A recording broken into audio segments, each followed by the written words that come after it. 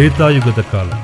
ಸುತ್ತ ಬೆಟ್ಟಗುಡ್ಡಗಳಿಂದ ಆವೃತವಾಗಿ ವಾನರ ಸೈನ್ಯದೊಂದಿಗೆ ಬಲಿಷ್ಠವಾಗಿದ್ದ ಕಿಷ್ಕಿಂಧ ಪ್ರದೇಶ. ಇಲ್ಲಿನ ರಾಜ ವಾಲಿ.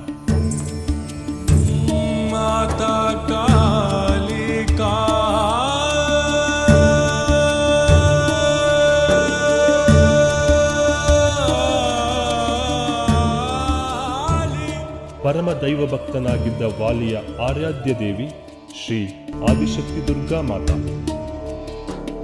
ಓಂ ದುರ್ಗಾಯೇ ನಮಃ. ಓಂ ದುರ್ಗಾಯೇ ನಮಃ.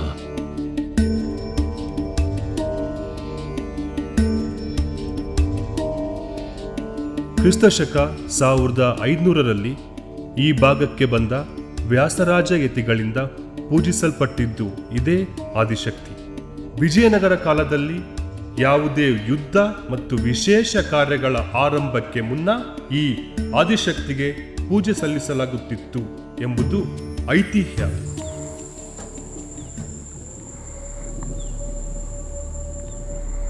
The night was silent. The winds were wild and thunder tore through the sky.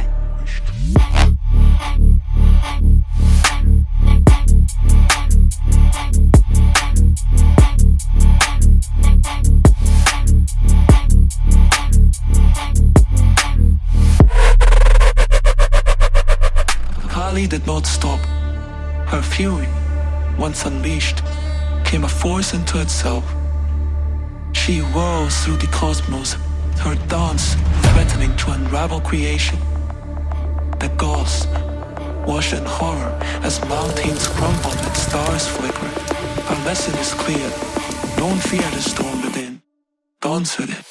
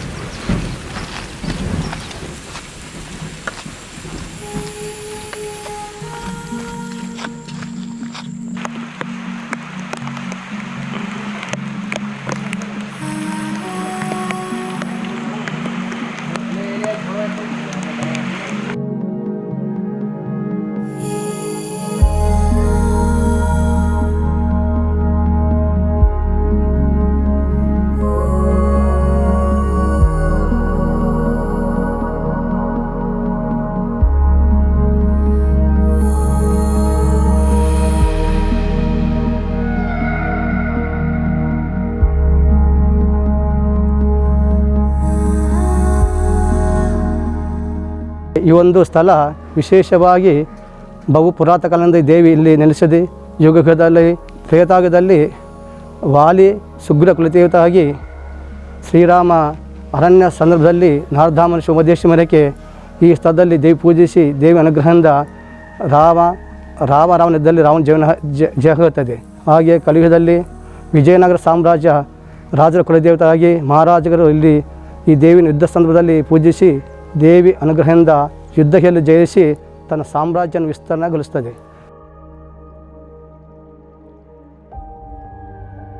ಈ ಸ್ಥಳಕ್ಕೆ ಪುರಾಣದಲ್ಲಿ ಇದರಲ್ಲಿ ತ್ರೇತಾಯುಗದಲ್ಲಿ ಸತ್ಯಯುಗದಲ್ಲಿ ಅಲ್ಲಿಂದನೂ ಬರುತ್ತೆ. ಇದು ಸತ್ಯಯುಗದಲ್ಲಿ ಹೆಂಗೆ ಕಾರಣ ಅಂದರೆ ಹರಿಶ್ಚಂದ್ರನ ಕಾಲದಲ್ಲಿ ಇದು ಉಲ್ಲೇಖ ಇದೆ. ಈ ಕಿಷ್ಕಿಂಧ ಕಾಂಡದ್ದು ಹೆಂಗೆ ಉಲ್ಲೇಖ ಇದೆ ಅಂದರೆ ಸತ್ಯಹರಿಶ್ಚಂದ್ರ ಏನು ಮಾಡ್ತಾನೆ, ವಿಶ್ವಾಮಿತ್ರರಿಗೆ ದಾನ ಕೊಡ್ತಾನೆ ಈ ಭೂಮಂಡಲನೇ. ಆ ಭೂಮಂಡಲ ಕೊಡಬೇಕಾದ್ರೆ 2 ಕ್ಷೇತ್ರಗಳು ನನ್ನಿಂದ ಅಧೀನದಲ್ಲಿಲ್ಲ, ನಾನು ಅದನ್ನ ದಾನ ಕೊಡೋಕ್ಕಾಗಲ್ಲ ಅಂತ ಹೇಳ್ತಾನೆ. ಅದರಲ್ಲಿ ಒಂದು ಕಾಶಿ ವಿಶ್ವನಾಥ, ಇನ್ನೊಂದು ಪಂಪ ವಿರೂಪಾಕ್ಷ. ಇಲ್ಲೇ ಪಕ್ಕದಲ್ಲೇ ಬರುತ್ತೆ ಪಂಪ ವಿರೂಪಾಕ್ಷ. ಈ ಕ್ಷೇತ್ರಗಳನ್ನ ಅವರು ದಾನ ಕೊಟ್ಟಿದ್ದಾರೆ. ಆ ಕಾಲದಿಂದನೂ ಅಂದರೆ ಸತ್ಯಯುಗ ಕಾಲದಿಂದನೂ ಇದು ಪ್ರಸಿದ್ಧಿಯಾದ ಸ್ಥಳ ಇದು.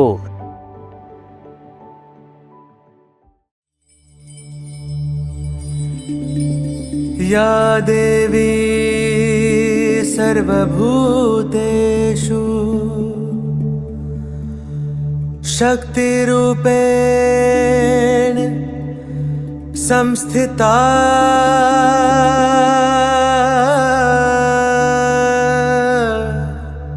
ನಮಸ್ತಸ್ಯೈ ನಮಸ್ತಸ್ಯೈ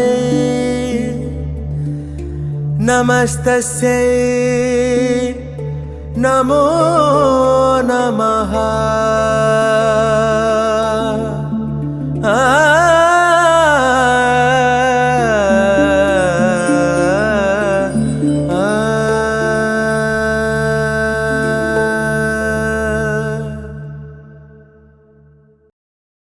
ತದನಂತರ ಇಲ್ಲಿ ಕಿಷ್ಕಿಂಧ ರಾಜ್ಯ ಅಂದರೆ ಬ್ರಹ್ಮ ಏನು ಮಾಡ್ತಾನೆ, ಮುಂದೆ ರಾವಣ ಶಕ್ತಿವಂತನಾಗಿ ತಪಸ್ ಮಾಡಿ ಶಕ್ತಿವಂತನಾದಾಗ ಅವನ್ನ ಕೊಲ್ಲಕ್ಕೆ ನಂದಿ ಶಾಪ ಕೊಟ್ಟಿರ್ತಾನೆ. ಒಂದು ಕಾಲದಲ್ಲಿ ನಂದಿ ಏನು ಶಾಪ ಕೊಟ್ಟಿರ್ತಾನೆ ಅಂದರೆ, ಕೈಲಾಸ ಪರ್ವತದಲ್ಲಿ ಯಾವುದೇ ಒಂದು ಅಂತರಿಕ್ಷದಲ್ಲಿ ವಿಮಾನಗಳು ಓಡಾಡೋಂಗಿಲ್ಲ. ಪುಷ್ಪ ವಿಮಾನ ತಗೋಗಿದಾಗ ನಂದಿಗೆ ಕೋಪ ಬಂದು, ಆಮೇಲೆ ನೀನು ಕೋತಿ ರೀತಿ ಕಾಣ್ತಿ ಅಂತ ಅವನಿಗೆ ಆಡಿಸಿರ್ತಾನೆ. ಈ ಕಾರಣದಿಂದ ನಂದಿ ಶಾಪ ಕೊಟ್ಟಿರ್ತಾನೆ, ನಿನಗೆ ಮಾನವರು ಮತ್ತು ವಾನರಿಂದ ಸಾವು ಬರಲಿ ಅಂತ. ಈ ಕಾರಣಕ್ಕೆ ಏನಾಗ್ಬಿಡ್ತದೆ, ಅವಾಗ ಬ್ರಹ್ಮನಿಗೆ ಚಿಂತನೆ ಆಗಿ ಒಂದು ಕಿಷ್ಕಿಂಧ ಸಾಮ್ರಾಜ್ಯ, ವಾನರ ಸಲುವಾಗಿ ಒಂದು ರಾಜ್ಯ ನಿರ್ಮಾಣ ಮಾಡಬೇಕು ಅಂತ ಹೇಳ್ಬಿಟ್ಟು ಈ ಕಿಷ್ಕಿಂಧ ಸಾಮ್ರಾಜ್ಯನ ವಿಶ್ವಕರ್ಮಂಗೆ ಹೇಳಿ ನಿರ್ಮಾಣ ಮಾಡಿಸ್ಕೊಡ್ತಾರೆ. ನಿರ್ಮಾಣ ಮಾಡಿಸ್ಕೊಟ್ಟಾಗ ಏನಾಗುತ್ತೆ, ವಾಲಿಯ ತಂದೆ ಏನಾಗ್ಬಿಡ್ತಾನೆ, ಹಿಮಾಲಯದಲ್ಲಿರ್ತಾನೆ. ಅವಾಗ ಏನಾಗ್ಬಿಡ್ತಾನೆ, ಒಂದು ಕೊಳಕ್ಕೆ ಹೋಗಿ ಬಿದ್ದಾಗ ಅಲ್ಲಿ ಸ್ತ್ರೀ ರೂಪ ಧಾರಣೆ ಮಾಡ್ತಾನೆ. ಒಂದೊಂದು ಕಥೆಯಲ್ಲಿ ಒಂದೊಂದು ರೀತಿ ಬರುತ್ತೆ. ಅರುಣನೇ ಸ್ತ್ರೀ ರೂಪದಲ್ಲಾಗಿ ಇಂದ್ರನಿಂದ ಪ್ರಸನ್ನನಾಗಿ ವಾಲಿ ಜನಿಸ್ತಾನೆ. ಸೂರ್ಯ ಮತ್ತು ಇಂದ್ರನಿಗೆ ಇಬ್ಬರಿಗೆ ಜನಿಸಿದರೆ ವಾಲಿ ಮತ್ತು ಸುಗ್ರೀವರು. ಈ ಸುಗ್ರೀವರು ಇಬ್ಬರು ಜನಿಸಿದಾಗ ಅವ್ರನ್ನ ತಂದು ವಾಲಿಯ ತಂದೆ ಕೊಡ್ತಾರೆ, ವೃಕ್ಷರಾಜ ಅಂತ ಬರ್ತವ್ರಿಗೆ. ಅವಾಗ ಅವ್ರನ್ನ ಏನು ಮಾಡ್ತಾರೆ, ಇದು ನಮ್ಮ ಮಕ್ಕಳು ತಗೊಂಡು ಏನು ಮಾಡಲಿ, ನೀನು ಏನು ಮಾಡು ಅಂದರೆ ಅವನಿಗೆ ಬ್ರಹ್ಮನ್ ತಕ್ಕ ಹೋದಾಗ ಬ್ರಹ್ಮ ಏನು ಮಾಡ್ತಾನೆ, ಅವ್ನ ಸೇವಕನ ಕರೆದು ಕಿಷ್ಕಿಂಧ ರಾಜ್ಯಕ್ಕೆ ಅವನ ರಾಜನ ಮಾಡು, ಮುಂದೆ ಲೋಕ ಕಲ್ಯಾಣಕ್ಕಾಗಿ ಇವರು ಬೇಕು ಅಂತ. ಆವಾಗ ವಾಲಿ ತಂದೆ ಇಲ್ಲಿ ಬಂದು ರಾಜನಾಗ್ತಾನೆ. ವಾಲಿ ತಂದೆ ರಾಜನಾದಾಗ ನಂತರ ವಾಲಿ ತಂದೆ ಸತ್ತೋದಾಗ ವಾಲಿ ರಾಜನಾಗ್ತಾನೆ. ಇಲ್ಲಿಗೆ ವಾಲಿ ರಾಜ ಆದಾಗ ಅವನಿಗೆ ಶಕ್ತಿ ಬೇಕಾಗಿರುತ್ತೆ, ಅವನಿಗೊಂದು ವರ ಇರುತ್ತೆ, ಆರೇಶ ಮುಂದೆ ನಿಂತ್ಕೊಂಡ್ರೆ ಅರ್ಧ ಶಕ್ತಿ ಬರ್ತಾ ಇರುತ್ತೆ. ಇನ್ನೂ ಹೆಚ್ಚು ಶಕ್ತಿ ಬೇಕು ಅಂತ ಆದಿಪರಾಶಕ್ತಿನ ಆರಾಧನೆ ಮಾಡ್ತಾನೆ. ಅಲ್ಲೇ ಆದಿಪರಾಶಕ್ತಿನ ಪೂಜೆ ಮಾಡ್ತಿದ್ದವನು. ಭೈರವಿ ಜಯ ಭೈರವಿ ಜಯ ಭೈರವಿ ಜಯ ಭೈರವಿ ಭೈರವಿ ಜಯ ಭೈರವಿ ಜಯ ಭೈರವಿ ಜಯ ಭೈರವಿ ಭೈರವಿ ಜಯ ಭೈರವಿ ಜಯ ಭೈರವಿ ಜಯ ಭೈರವಿ ಭೈರವಿ ಜಯ ಭೈರವಿ ಜಯ ಭೈರವಿ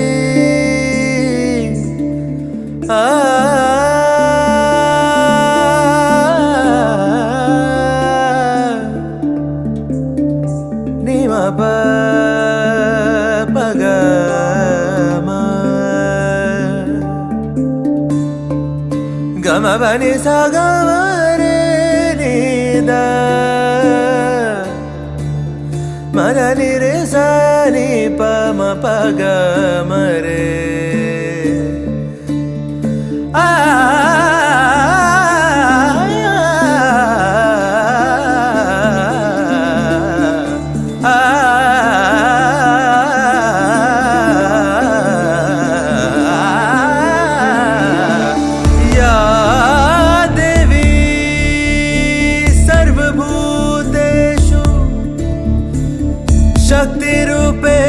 शक्तिरूपेण संस्थिता नमस्तस्यै नमस्तस्यै नमस्तस्यै नमो नमः नमस्तस्यै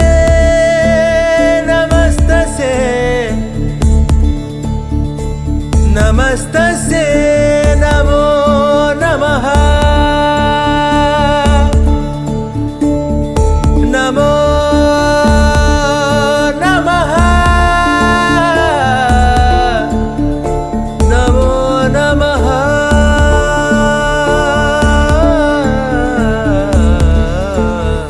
भैरवी जय भैरवी भैरवी जय भैरवी भैरवी जय भैरवी भैरवी जय भैरवी भैरवी जय भैरवी भैरवी जय भैरवी भैरवी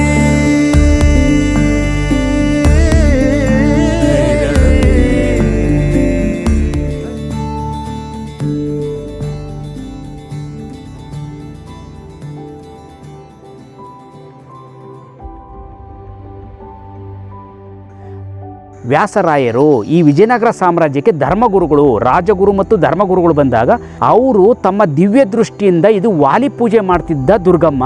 ಈ ದುರ್ಗಮ್ಮನ ನಾವು ವಿಜಯನಗರ ಸಾಮ್ರಾಜ್ಯಕ್ಕೆ ಶಕ್ತಿ ಆರಾಧನೆ ಕೇಂದ್ರವಾಗಿ ಮಾಡ್ಕೊಂಡ್ರೆ ಈ ವಿಜಯನಗರ ಸಾಮ್ರಾಜ್ಯ ಉನ್ನತಿ ಹೋಗುತ್ತೆ, ಎಲ್ಲ ಕಾರಣದಿಂದ ಸಂರಕ್ಷಣೆ ಆಗುತ್ತೆ ಅನ್ನೋ ಕಾರಣಕ್ಕೆ ವ್ಯಾಸರಾಯರನ್ನು ಮತ್ತೆ ಪುನರ್ ಈ ಸ್ಥಾಪನೆ ಮಾಡಿದ್ದು ಮೂರ್ತಿನ.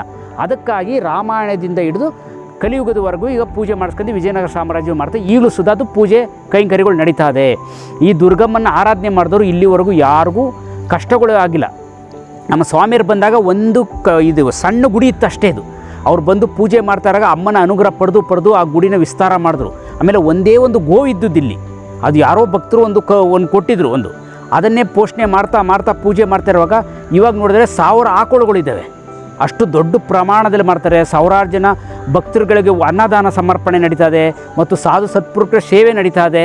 ಪ್ರತಿಯೊಂದು ಕಾರ್ಯಕ್ರಮ ಅಂದರೆ ಅಮ್ಮನ ಶಕ್ತಿ ವೃದ್ಧಿ ಆಗ್ತಾ ಆದಂಗೆ ಭಕ್ತಿಯಿಂದ ನಾವು ಎಷ್ಟು ಮಾಡ್ತೀವಿ ಅಮ್ಮ ನಮಗೆ ಅನುಗ್ರಹ ಕೊಡ್ತಾ ಹೋಗ್ತಾ ಇರ್ತಾಳೆ. ಆ ಕಾರಣಕ್ಕಾಗಿ ಇಲ್ಲಿ ಮಾಡ್ತಿದ್ದು. ಇನ್ನು ನಾವು ಅಲ್ಲಿ ಇಲ್ಲೆಲ್ಲ ಸುತ್ತಾಡ್ಕೊ ಬರ್ತಿದ್ದೋ. ಕೊನೆಗೆ ಇಲ್ಲಿ ಬಂದಾಗ ಈ ಕಿಶಿಂದ ನಮಗೆ ಪೂರ್ವ ಜನ್ಮದ ಪುಣ್ಯದ ಇರಬೇಕು.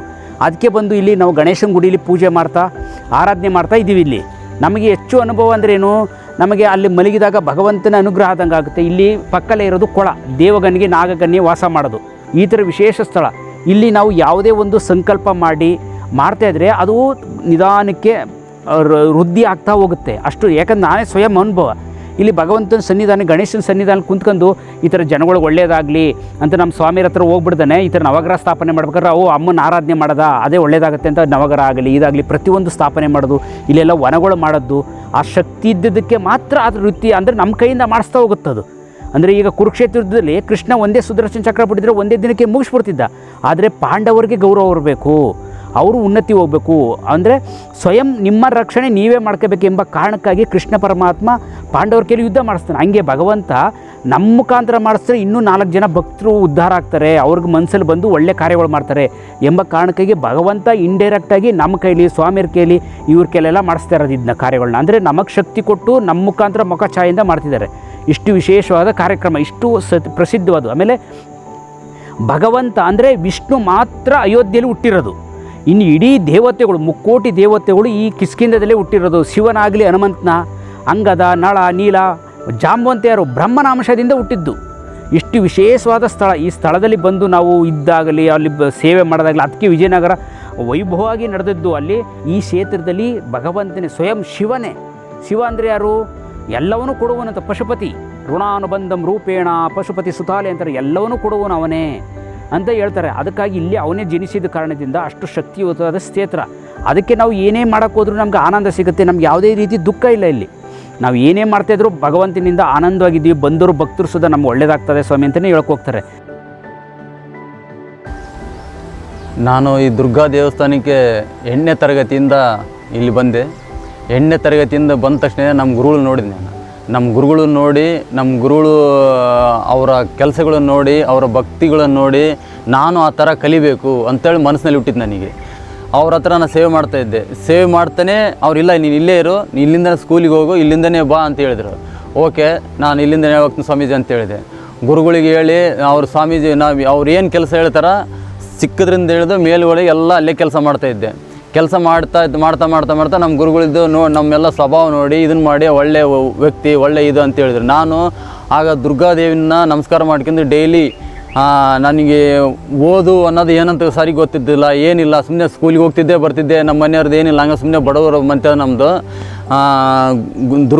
ದುರ್ಗಾದೇವಿನ ನೋಡಿ ಅವ್ರನ್ನ ಭಕ್ತಿಯಲ್ಲಿ ಕೇಳಿ ಅವ್ರನ್ನ ಈ ಥರ ಓದಬೇಕು, ಈ ಥರ ಇಲ್ಲ ಅಂತೇಳಿ ಇಲ್ಲೊಂದು ಗವಿ ಐತಿ ಮೇಲ್ಗಡೆ. ಆ ಗವಿಯಲ್ಲಿ ಸ್ವಾಮಿಯರು ಅಲ್ಲೇ ವಾಸ ಮಾಡ್ತಿದ್ರು. ರಾತ್ರಿ ಹೋಗಿ ಅಲ್ಲಿ ವಾಸ ಮಾಡಿದ್ರು. ನಮಗೆ ಬೆಳಗ್ಗೆ ಮುಂಜಾನೆ ಎಬ್ಬಿಸಿ ಓದ್ಕೇಳ್ರಿ ಅಂತ ಎಬ್ಬಿಸಿ ಎದುರಿಸಿದ್ರು. ಅವರು ತಮ್ಮ ಕೆಲಸ ಒಳ್ಳೆ ನೀಲಾಗ್ತಿದ್ರು. ಅವರೆಲ್ಲ ಕೆಲಸ ಮಾಡ್ಕೊಂತ ನಮಗೆಲ್ಲ ಓದಿಸ್ತಾಯಿದ್ರು. ಮತ್ತು PUC ಆಯಿತು, ಇಲ್ಲೇ PUC ಆಯಿತು. PUC ಆದ ತಕ್ಷಣ ನಾನು ಏನು ಮಾಡಿದೆ, ಒಂದು ಜಾಬಿಗೆ ಅಪ್ಲೈ ಮಾಡಿದೆ. ಜಾಬಿಗೆ ಅಪ್ಲೈ ಮಾಡಿದ ತಕ್ಷಣ ನಾನು ಒಂದು ತಲೆ ಧ್ಯಾನ ಕುಂತೆ. ಸ್ವಾಮಿಯರು ಡೈಲಿ ಧ್ಯಾನ ಕುಂದಿರ್ತಿದ್ರು. ನಾನು ಸ್ವಾಮಿಯರ ಹತ್ರ ಧ್ಯಾನ ಕುಂತೆ. ನಾನು ಸಿಂಪಲಾಗಿ ಕುಂತೆ. ಸಿಂಪಲಾಗಿ ಧ್ಯಾನ ಕುಂತ್ರೆ ಅವಾಗ ಸ್ವಾಮಿಗಳು ಹೇಳಿದರು, ಏನು ಧ್ಯಾನ ಮಾಡ್ತಿದ್ದಿಲ್ಲ ಅಂತಂದರೆ. ಏನಿಲ್ಲ ಸ್ವಾಮಿ, ಏನೋ ಒಂದು ಜಾಬ್ ಮಾಡ್ಬೇಕಂತ ಮಾಡಿದ್ದೀನಿ. ಜಾಬ್ ಏನು ಮಾಡ್ತೀರಾ, ನಿನಗೆಲ್ಲ ಬರ್ತೈತೆ ಹೋಗಿ, ನೀ ಎಲ್ಲ ಏನು ಮಾಡ್ಬೇಕಂತ ಅದೆಲ್ಲ ಆಗ್ತೈತೆ ಹೋಗಿ, ನೀ ಎಲ್ಲ ಅಮ್ಮ ನಿನ್ನ ಮೇಲೆ ದಯ ಐತೆ, ನೀನು ಹಾಗೇ ಆಗ್ತೈತೆ ಹೋಗಿ ಅಂತ ಹೇಳಿದ್ರು. ನನಗೆ ಅವತ್ತು ಬಂದಿರತಕ್ಕಂಥ ಸಂತೋಷ ನೋಡಿದರೆ, ಯಾಕಂದರೆ ಅವರು ಹೇಳಿರ್ತಕ್ಕಂಥ ಮಾತು ಯಾವ ಥರ ಅಂದರೆ ನೀವೆಲ್ಲಗೆ ಹಾಕ್ತೀವಿ ಹೋಗ್ಸಿನ ನೀವೆಲ್ಲ ಮಾಡ್ತೀವಿ ಅಂತಂದು ಹೇಳಿದ್ರು. ಓಕೆ ಅಂತಂದೇಳಿ ಅಲ್ಲಿಂದ ನಾನೇನು ಮಾಡಿದೆ, ಜಾಬಿಗೆ ಅಪ್ಲೈ ಮಾಡೋಣ ಅಂತೇಳಿ ಜಾಬಿಗೆ ಅಪ್ಲೈ ಮಾಡಿದೆ. ಜಾಬಿಗೆ ಅಪ್ಲೈ ಮಾಡಿದ ತಕ್ಷಣ ಅದು ನಾನು ಏನು ಎಲ್ಲದರಲ್ಲಿ ನಂಬರ್ 1 ನಾನು ಇಲ್ಲಿ ಮಾಡ್ತಕ್ಕಂಥ ಕೆಲಸ. ಯಾಕಂದರೆ ಅವಾಗ ಮೊದಲಿಗೆಲ್ಲ ರೋಡ್ ಇರ್ತಿಲ್ಲ, ಒಂದು ರೋಡ್ ಇಲ್ಲ, ಒಂದೇನಿಲ್ಲ, ಗವೆಗೆ ಹೋಗ್ಬೇಕು, ಗವಿಲಿಂದ ಹೋಗ್ಬೇಕು. ಅವೆಲ್ಲ ಕೆಲಸ ನನಗೆ ಒಂದಿರ್ತು ಟ್ರೈನಿಂಗ್ ಥರ ಇತ್ತು. ನಾನು ಮತ್ತು ಇದು ಆರ್ಮಿ ಹೋಗ್ಬೇಕಂತ ಭಾಳ ಇಂಟ್ರೆಸ್ಟ್ ಇತ್ತಲ್ಲ, ಅದಕ್ಕೆ ಅದೊಂದು ಟ್ರೈನಿಂಗ್ ಆಯಿತು ನನಗೆ. ಕೆಳಗಿಂದ ಸಾಮಾನು ತರೋದು, ಕೆಳಗಿಂದ ಕೆಲಸ ಮಾಡೋದು. ಹಿಂದಿ ಇಲ್ಲೇ ಕಲಿತೆ, ತೆಲುಗು ಕಲಿತೆ, ಅರ್ಧ ತಮಿಳು ಕಲಿತೆ. ಇದೇ ದೇವಸ್ಥಾನದಲ್ಲಿ ಎಲ್ಲ ಕಲಿತೆ. ಯಾಕಂದರೆ ಕಿಷ್ಕಿಂಧದವ್ರು ಎಲ್ಲ ಪ್ರಾಂತದವ್ರು ಬರ್ತಿದ್ದೆವು, ಭಾರತ ದೇಶದ ಎಲ್ಲ ಪ್ರಾಂತದವರು. ಕಿಷ್ಕಿಂಧ ಈ ಥರ ಐತಿ, ಈ ಥರ ಇಲ್ಲ ಅಂತಂದೇಳಿ ಬೇರೆ ರಾಜ್ಯಗಳು ಬಂದೇ ನಮಗೆ ತಿಳಿಸ್ತಾ ಇದ್ದರು. ನಮ್ಮ ದುರ್ಗಾದೇವಿ ಆಶೀರ್ವಾದದಿಂದ ನೋಡಿ, ನಾನು ದುರ್ಗಾದೇವಿ ಆಶೀರ್ವಾದ ಅಂದರೆ ನಮ್ಮ ಗುರುಗಳು ದುಡ್ಡಿಲ್ಲದೇ ಡ್ಯೂಟಿಯಾಗಿ ನೋಡಿರ್ತಕ್ಕಂಥ ದೇವಸ್ಥಾನಗಳು ಇವೆಲ್ಲ. ಅಂಥ ದೇವಸ್ಥಾನಗಳನ್ನು ನೋಡ್ಬೇಕಂತ ಕಳಿಸ್ತಕ್ಕಂಥ ನಮ್ಮ ದುರ್ಗಾ ದೇವಸ್ಥಾನದಿಂದನೇ ಆಗಿರೋದು ಅದು. ಯಾಕಂದ್ರೆ ಅಷ್ಟು ದುರ್ಗಾ ದೇವಸ್ಥಾನದ ಪವರ್. ಪುಣ್ಯ ಮಾಡಿರ್ಬೇಕು. ಈ ದೇವಸ್ಥಾನದಲ್ಲಿ ಸೇವೆ ಮಾಡ್ಬೇಕಂದ್ರೆ ಎಲ್ಲರೂ ಪುಣ್ಯ ಮಾಡಿರ್ಬೇಕು. ಇಲ್ಲಿ ನೆಲೆಸಿರ್ಬೇಕಂದ್ರೆ ಪುಣ್ಯ ಮಾಡಿರ್ಬೇಕು. ಯಾಕಂದರೆ ಅದು ನಮ್ಮ ಇದು ಭಾಗ್ಯ. ಈ ಜಾಗದಲ್ಲಿ ನಾವು ಸೇವೆ ಮಾಡೀನಿ ಅಂತಂದೇಳಿ ನಮ್ಮ ಅಲ್ಲಿ ಫ್ರೆಂಡ್ಸ್ಗಳಿಗೆ ಹೇಳ್ತಿದ್ದೆ. ಯಾಕಂದರೆ ನಮ್ಮ ಗುರುಗಳು ಬೆಳಗ್ಗೆಯಿಂದ ಹಿಡಿದು ಬೆಳಗ್ಗೆ 2 ಗಂಟೆಗೆ ಎದ್ದೇಳ್ತಾರೆ. ಈಗ ನವರಾತ್ರಿ ಐತಿ, ಬೆಳಗ್ಗೆ 2 ಗಂಟೆಗೆ ಎದ್ದು ಅವ್ರ ಕಷ್ಟ, ಅಲಾರಾಮ್ ಇಲ್ಲ, ಏನೇನಿಲ್ಲ ಥರ ಅವರು ನೈಟ್ ಮಕ್ಕಂತಾರೆ, ಬೆಳಗ್ಗೆ ತಕ್ಷಣ ಎದ್ದು ಬಿಡ್ತಾರೆ. ಅವ್ರಿಗೇನು ಅಮ್ಮನ ಪವರ್ ಐತೋ ಏನಿಲ್ಲ ಗೊತ್ತಿಲ್ಲ, ಅದೇ ಹೇಳ್ತಾರೆ. ಇಲ್ಲಿರ್ತಕ್ಕಂಥ ನಮ್ಮ ದುರ್ಗಾದೇವಿದ ಪವರ್ ಅದು. ಅಂದರೆ ಭಕ್ತಿ ಮಾರ್ಗದಲ್ಲಿ ಯಾರು ಲೀನವಾಗ್ತಾರೆ ಅವ್ರು ಮಾತ್ರ ಒಳ್ಳೆ ಕೆಲಸ, ಒಳ್ಳೆ ಮಾರ್ಗದಂದಿರ್ತಿರೋದಂತೆ. ನಮ್ಮ ಗುರುಗಳದ್ದು ಕೆಲಸ ನೋಡಿದರೆ ಅಂಥ ಪವರು. ಅವ್ರು ಹೇಳ್ತಿದ್ರು ಇಲ್ಲಿ ಆಗುತ್ತೆ, ಮುಂದೆ ಮಾಡೋಣ, ಆಗಲೆಲ್ಲ ಆಗುತ್ತೆ ಅಂತೇಳಿ. ಮೆಲ್ಲಕ್ಕೆ ನಾನು ಇರ್ತಕ್ಕಂಥ 2 ಆಕಳ, ನಾನು ಇಲ್ಲಿ ಮೇಲೆ 2 ಆಕಳ ತಂದಿದ್ದರು ಭಕ್ತಾದಿಗಳು. ಆ 2 ಆಕಳ ನಾನು ನೋಡ್ಕೊಂಡಿದ್ದೆ. 2 ಗೋಶಾಲೆಯಿಂದ ಹಿಡಿದು ಅದನ್ನು ನಮ್ಮ ಗುರುಗಳ ಹತ್ರ ಏನು ಮನಸ್ಸಿಗೆ ಬಂತ ಏನು ಗೊತ್ತಿಲ್ಲ, ಕೆಳಗಡೆ ಹೋಗಿ ಈ ಗೋಶಾಲೆಯನ್ನು ಭಾಳ ಅದು 2 ರಿಂದ 10 ಅದು ವೈಷ್ಣವಿ ಅಂತೇಳಿ ಇಟ್ಟಿದ್ವಿ. ಫಸ್ಟು ಒಂದು ಆಕಳಕ್ಕೆ ವೈಷ್ಣವಿ ಅಂತೇಳಿ ಇಟ್ಟಿದ್ವಿ. ಇಷ್ಟು ಅದಕ್ಕೆ ಗುರುಗಳು ಇದಾಗಿಬಿಟ್ರು, ಪ್ರೀತಿ ಮಾಡಕತ್ಬಿಟ್ರು. ಆ ಗೋ ಅಂದರೆ ಭಾಳ ವಿಚಿತ್ರ ಪ್ರೀತಿ ಆಗಿಬಿಡ್ತು ಅವರಿಗೆ. ಇದೇ ಥರ ಅವ್ರು ಏನು ಮಾಡೋಕೆ ಒಂದು ಗೋಶಾಲೆ ಕಟ್ಬೇಕಂತೇಳಿ ಮನಸ್ಸಿನಾಗ ಬಂತು. ಒಂದು ಗೋಶಾಲೆ ಕಟ್ಟಿದ್ರಿ ಕೆಳಗಡೆ. ನೋಡಿ ಏನೂ ಇಲ್ಲ ದೇವಸ್ಥಾನದಲ್ಲಿ, ಏನೇನಿಲ್ಲ. ಇಲ್ಲಿ ಬರ್ಬೇಕಂದ್ರೆ ನಾವೇ ಭಯ ಪಡ್ತಿದ್ವಿ. ಯಾಕಂದ್ರೆ ನಾವು ಸಣ್ಣ ಹುಡ್ರು, ನಮಗೆ ಏನಿಲ್ಲ, ಚಿರತೆ ಇರ್ತಿದ್ವು, ಅವೇ ಇರ್ತಿದ್ವು. ಆದರೆ ಅವು ಏನು ಮಾಡ್ತಿದ್ದಿಲ್ಲ. ಅಲ್ಲಿ ನೋಡ್ತಿದ್ವಿ, ಅಲ್ಲಿಂದ ಹೋಗ್ತಿದ್ವಿ, ಇಲ್ಲಿಂದ ಹೊಡೆಯ ಬಿಡ್ತಿದ್ವಿ ನಾವು. ಚಿರ್ತಿದ್ದು ಯಾರನ್ನು ಬರ್ಬೇಕಂದ್ರೆ ಭಯ ಪಡ್ತಿದ್ರು ಇಲ್ಲಿ. ಆವಾಗ ಮೇಲೆ ಬಂದು 2 ಆಕಳಿಂದ ಅವರು ವೈಷ್ಣವಿ ಅಂತೇಳಿ ಇತ್ತಿದ್ರು. ಅಲ್ಲಿಂದನೇ ಶುರುವಾಯಿತು ಆಕಳನ್ನು. ಭಾಳ ಆಯಿತು, ಒಂದು 10-12 ಆಯಿತು. ಆವಾಗ ಕೆಳಗಡೆ ಕಟ್ಟಿದ್ರು. ಆವಾಗ ನಾನು ನೌಕರಿ ಸಿಕ್ತು, ನೌಕರಿಗೆ ಹೋದೆ. ನೌಕರಿಗೆ ಹೋದ ತಕ್ಷಣ ಅವಲಿಂದ ನೋಡ್ತಾಯಿದ್ದೀನಿ. ಭೋಜನ ಶಾಲೆ ಕಟ್ಟಿದ್ರು, ಆಮೇಲೆ ಇದನ್ನು ಯಾತ್ರಾ ನಿವಾಸ ಕಟ್ಟಿದ್ರು, ಕೆಳಗಡೆ ಗೋಶಾಲೆ ಕಟ್ಟಿದ್ರು. ಈಗ ಮಿನಿಮಮ್ ಏನಿಲ್ಲ ಅಂದ್ರೂ 1500 ಗೋಗಳಿದ್ದಾವೆ. 1500 ಗೋಗಳಿದ್ದಾವೆ. ಅದಕ್ಕೆ 1500 ಗೋಗಳಿಗೆ ಅದಕ್ಕೆ ಹುಲ್ಲೇನು ಚಾರ ಏನು, ಅದಕ್ಕೆ ಯಾರು ನೋಡ್ಕೋಬೇಕು, ಯಾರು ಇದು ಮಾಡಬೇಕು. ಮೊದಲು ನಾವು ಒಂದು 2 ದೇವಸ್ಥಾನಕ್ಕೆ ನೋಡ್ಬೇಕಂದ್ರೆ ಇರ್ತಿದ್ದಿಲ್ಲ, ಕೆಲಸ ದುಡ್ಡಿಲ್ಲ. ಯಾಕಂದರೆ ಭಕ್ತಾದಿಗಳು ಎಲ್ಲಿ ಮೇಲೆ ಬರ್ತಿದ್ದಿಲ್ಲ, ದುಡ್ಡು ಇರ್ತಿದ್ದಿಲ್ಲ. ಅದೇ ಬಂದಿರತಕ್ಕಂಥ ದುಡ್ಡನ್ನೇ ನಮ್ಮ ಗುರುಗಳು ತಗೊಂಡೋಗಿ ಎಲ್ಲರಿಗೆ ಇದು ಮಾಡೋದು, ಅನ್ನದಾನ ಮಾಡೋದು. ದಿನ ಅನ್ನದಾನ. ಸ್ವಾಮಿಯರಿಗೆ ಹೇಳಿದ್ವಿ, ಇಲ್ಲ ಸ್ವಾಮಿ ಅಂದರೆ ವೆಲ್ಕಮ್ ಸ್ಟಾರಿಗೆ ಹೋಗಿ ನೀನು ತಗೊಂಬ, ವೆಲ್ಕಮ್ ಸ್ಟಾರಿಗೆ ಹೋಗು ನೀನು ತಗೊಂಬ, ಉದ್ರಿ ಮಾಡೋಣ. 10,000. ಆವಾಗ ನಮಗೆ 10,000 ಅಂದರೆ ನಮಗೆ ತಿಂಗಳಿಗೆ 500-600 ಯಾರನ್ನ ಇದು ಹೋದರೆ ತಿಂಗಳಿಗೆ 500-600 10,000 ರೂಪಾಯಿ ಸಾಲ ಮಾಡೋರು. ಸ್ವಾಮಿ ಇದು ಹೆಂಗೆ ಸ್ವಾಮಿ ಅಂದರೆ, ಇಲ್ಲ ಎಲ್ಲ ಗುರುಗಳು ಅಮ್ಮ ನೋಡ್ಕೊಂತಾಳ್ರೆ, ಅಮ್ಮ ನೋಡ್ಕೊಂತಾಳೆ, ಇಲ್ಲಿ ಏನು ಮಾಡೋಕೆ ಹೋಗೋಣ, ಅಮ್ಮ ನೋಡ್ಕೊಂತ 10,000 ರೂಪಾಯಿ ಸಾಲ ಮಾಡಿ ಇದನ್ನ ತಂದು ರೇಷನ್ ತಂದು ಎಲ್ಲ ಇಲ್ಲೇ ಅನ್ನದಾನ ಮಾಡೋದು. ಬಂದಿರತಕ್ಕಂಥ ಈಗ ನಿರ್ಗತಿಕರು ಬರ್ತಾರೆ, ಅವ್ರು ಬಂದು ಸ್ವಾಮಿ ನಾವು ಬೇರೆ ಊರಿಂದ ಬಂದೀವಿ, ಹಂಗೆ ಬಂದು ಹಿಂಗೆ ಅಂತ ಹೇಳಿದ್ರೆ ಕೈ ಹಿಂಗೆ ಹಾಕೋದ, ಯಾವ ಊರು ಹಿಂಗೆ ತಗೊಂಡು ಕೊಡೋದು, ರೈಟ್ ನೀವು ಹೋಗ್ಬಿಡ್ರಿ ಅಂತೇಳಿ. ಅದೆಲ್ಲ ಪವರು ಸ್ವಾಮಿರು. ದಾನ ಧರ್ಮ ಇದೆಲ್ಲ ಮಾಡಿ ಈ ಕ್ಷೇತ್ರವನ್ನು ಯಾವ ಥರ ಮಾಡ್ಯಾರಂದರೆ, ನನಗೆ ಅನಿಸಿದ ಮಟ್ಟಿಗೆ ಇದು ಮುಂದೆ ಬರ್ತಕ್ಕಂಥ ನೋಡಿದ್ನಪ್ಪ ಅಂದರೆ ಧರ್ಮದ ಕ್ಷೇತ್ರ ಆಗ್ತೈತಿ. ನಮ್ಮ ಈ ದುರ್ಗಾಮಾತಾ ಗೋಶಾಲೆಯಲ್ಲಿ 1500 ಆಕಳುಗಳನ್ನು ನಾವು ಸಂರಕ್ಷಣೆ ಮಾಡ್ತಾ ಬರ್ತಾಯಿದ್ದೀವಿ. ಅಂದರೆ ಅವತ್ತಿನ ಕಾಲದಲ್ಲಿ ನಮ್ಮ ಜೊತೆಯಲ್ಲೇ ನಾವು ಕೂಡ ಈ ಪ್ರಾಣಿ ಪಕ್ಷಿಗಳನ್ನೆಲ್ಲ ಬೆಳೆಸ್ಕೊಂಡು ಬರ್ತಾಯಿದ್ವಿ. ಒಬ್ಬ ರೈತಾಪಿ ಕುಟುಂಬದಲ್ಲಿ ಒಂದು ಆಕಳು ಇರ್ತಿತ್ತು, ಮತ್ತೊಮ್ಮೆ ಬೆಕ್ಕು, ನಾಯಿಗಳು ಅವುಗಳೆಲ್ಲ ಇದ್ದರೆ ಒಂದು ಒಳ್ಳೆಯ ವಾತಾವರಣ, ಅವುಗಳಿಗೆ ಬರ್ತಕ್ಕಂಥ ಒಂದು ಶಬ್ದ ಆಕರಣೆಗಳೆಲ್ಲವೂ ಕೂಡ ಭಾಳ ಚೆನ್ನಾಗಿ ಹೋಗ್ತಾಯಿತ್ತು. ಅವ್ರ ಜೊತೆನೇ ಬೆಳೀತಿದ್ದಾಗ ಯಾವುದೇ ಒಂದು ಅನಾರೋಗ್ಯ ಅವನಿಗೆ ಬರ್ತಿರಲಿಲ್ಲ. ಯಾಕೆಂದರೆ ನಮ್ಮ ಗೋವಿನಲ್ಲಿ ಬರ್ತಕ್ಕಂಥ ಸಗಣಿ ಮತ್ತು ಗೋಮೂತ್ರ ಏನಿದೆ ಅದರಲ್ಲಿ ಅಷ್ಟೊಂದು ಶಕ್ತಿ ಇದೆ. ನಾವೀಗ ಈ ನಿಟ್ಟಿನಲ್ಲಿ ದುರ್ಗಾಮಾತಾ ಗೋಶಾಲೆಯಲ್ಲಿ ನಾವು ಈಗ ಇರ್ತಕ್ಕಂಥ ಒಂದು ಇದರಲ್ಲಿ 1200 ಆಕಳುಗಳನ್ನು ಸಂರಕ್ಷಣೆ ಮಾಡ್ತಾಯಿದ್ವಿ. ಭಾಳ ಕಷ್ಟ ಆಗ್ತಾಯಿದೆ. ಪ್ರತಿ ತಿಂಗಳು ನಮಗೆ ಸುಮಾರು 12 ಲಕ್ಷ ರೂಪಾಯಿ ಖರ್ಚು ಬರ್ತಾಯಿದೆ. ಎಲ್ಲ ಕಾರ್ಮಿಕರಿಗೆ ಸಂಬಳ ಇರ್ಬೋದು, ಅವುಗಳಿಗೆ ಮೇವು, ನೀರು, ಔಷಧೋಪಚಾರ ಇವೆಲ್ಲವಕ್ಕೂ ಕೂಡ ಹೆಚ್ಚಿನ ರೀತಿಯಲ್ಲಿ ನಮಗೆ ಖರ್ಚು ವೆಚ್ಚಗಳು ಜಾಸ್ತಿ ಬರ್ತಾಯಿದ್ದಾವೆ. ಹಾಗಾಗಿ ನಮ್ಮ ಗೋಶಾಲೆಗೆ ನೀವು ಒಂದು ಆಕಳನ್ನು ದತ್ತು ತೆಗೆದುಕೊಂಡು ನಮಗೆ ಈ ಗೋಗಳನ್ನು ಸಾಕಲಿಕ್ಕೆ ನೀವು ಭಾಗಿಯಾಗ್ಬೋದು. ನೀವು ಕೂಡ ಉಪಕಾರ ಮಾಡ್ದಂಗೆ ಆಗ್ತದೆ. ಒಂದು ದತ್ತು ಯೋಜನೆ ಅಂತ ಒಂದು ಸ್ಕೀಮನ್ನು ಮಾಡಿದ್ದೀವಿ ನಾವು. ಒಂದು ಆಕಳನ್ನ ನಾವು ಸಂರಕ್ಷಿಸಲಿಕ್ಕೆ ನಮ್ಮ ಗೋಶಾಲೆಯಲ್ಲಿ ತಿಂಗಳಿಗೆ 11,000 ರೂಪಾಯಿ ಖರ್ಚು ಬರ್ತಾಯಿದೆ. ಹಾಗಾಗಿ ನೀವು ಯಾರಾದರೂ ನಿಮ್ಮ ಕುಟುಂಬದ ವತಿಯಿಂದ ಒಂದು ಆಕಳನ್ನು ನೀವು ದತ್ತು ತೊಗೋಬೋದು. ಅದರ ವೆಚ್ಚ 11,000 ರೂಪಾಯಿ ಇರ್ತದೆ. ಒಮ್ಮೆ ನೆನಪು ಮಾಡ್ಕೊಳ್ಳಿ. ಇದರಲ್ಲಿ ಬರ್ತಕ್ಕಂಥ ಗಂಜಲ ಮತ್ತು ಸಗಣಿಯಿಂದ ನಾವು ಕೆಲವು ಗೋ ಉತ್ಪನ್ನಗಳನ್ನ ಮಾಡ್ತಾಯಿದ್ದೀವಿ.